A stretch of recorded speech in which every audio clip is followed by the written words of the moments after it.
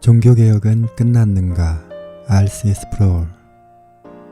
이 주제에 대해서 오늘날 복음주의자들이 여러가지 의견을 개진해왔다.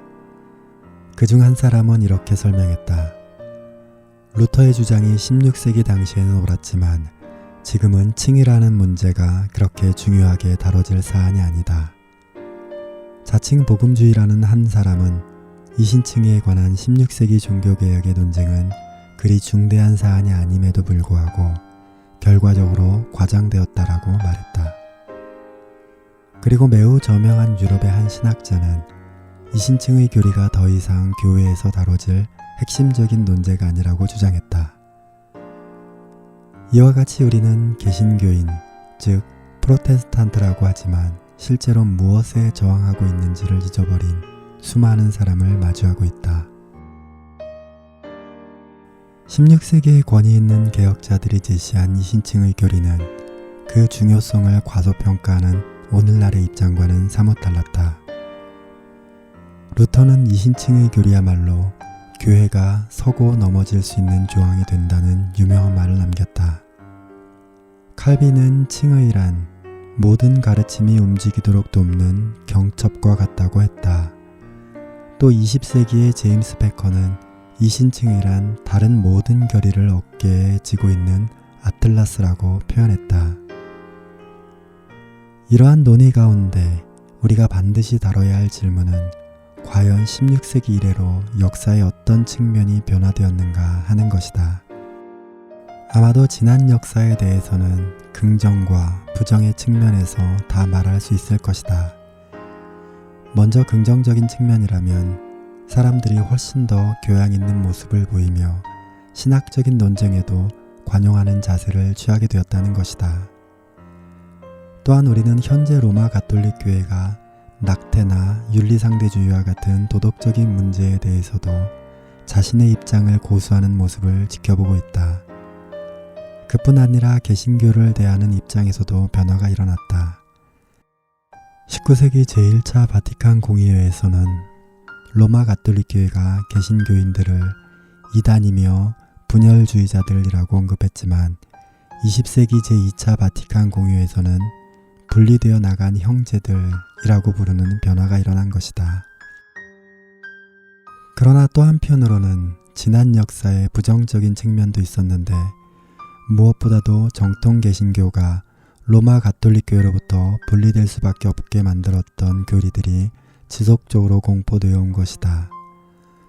가령 마리아 교리에 관한 거의 모든 신조들이 지난 150년 동안 계속 선포되어 왔다. 교황 무오류에 관한 교리도 이미 형식화되기 이전부터 실체했으나 1870년 제1차 바티칸 공의회에 이르러서는 공식적으로 정립되어 구원을 위한 믿음의 필수 조항으로 선언되었다. 그리고 최근에는 로마 가톨릭 교회의 새로운 교리 문답이 발간되었는데 이는 이신칭의 교리에 관한 트리엔트 공의회의 정의를 담고 있어 그 자체로 종교개혁이 주창한 이신칭의에 대한 극심한 반감을 보여주고 있다. 즉 트리엔트 공의회의 입장을 재천명함에 따라 연옥, 면죄, 공로주의 등 로마 가톨릭 교회의 필수적인 가르침이 함께 선언된 것이다. 마이크 로트는 이신칭의 교리에 관한 주제로 여러 탁월한 신학자들과 논의하며 이런 질문을 던졌다. 도대체 1세기 당시의 복음을 하찮게 만든 최근의 변화는 무엇인가? 분명 칭의에 관한 논쟁은 전체 성경 진리의 한 부분만 국한될 수 있는 전문적인 관심사가 아니었다. 또 별로 중대하지도 않은 문제가 과장되어 다뤄지게 된 사안도 아니었다. 오히려 칭의는 처음부터 심각하게 다뤄질 수밖에 없는 문제였다. 왜냐하면 우리가 구원받기 위하여 무엇을 해야 하는가? 라는 질문은 하나님의 진노 앞에 노출된 사람이라면 누구든지 중대하게 여길 수밖에 없는 문제이기 때문이다. 바로 그러한 질문에 대한 답변은 복음의 핵심에 직결되기 때문에 매우 중요하게 취급되어야 한다. 로마 가톨릭 교회는 트리엔트 공의회에서 선언한 내용을 인정하여 하나님이 사람을 의롭다고 하시거나 혹은 의롭지 않다고 하시는데 필요한 근거는 그 사람에 있는 내재적 의의라고 하는 주장을 계속해서 고수한다. 그렇기에 만일 어떤 사람 안에 의가 있지 않다면 그 사람은 지옥으로 가거나 아니면 다행스럽게도 연옥에 가서 남아있는 부정을 정화하는 시간을 갖게 된다. 하지만 이와는 대조적으로 성경적인 관점에서 칭의를 이해하고자 하는 개신교의 입장은 우리가 의롭다 하심을 받는 유일한 근거는 오직 그리스도의 의라고 가르친다. 또 이는 신자들에게 전가되는 의이기 때문에 누군가가 그리스도에 대한 진정한 믿음을 가지는 순간 구원을 위해 필요한 모든 조건이 그 사람에게 속하게 된다고 설명한다.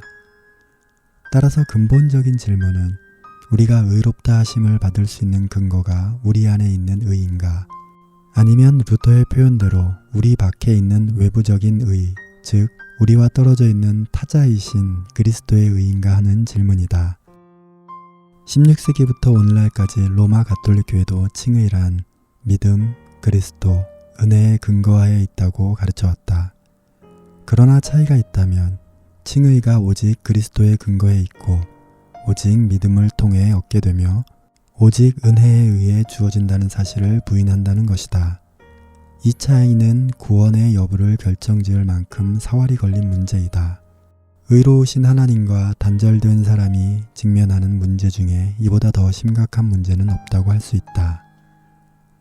그러므로 로마 가톨릭 교회가 이신칭의라는 성경의 교리를 비난했을 때 사실상 그들은 기독교 정통성을 대변하는 다른 교리들을 인정했다 하더라도 결국 복음을 부인하고 적법한 교회로서 정체성을 상실하게 된 것이다.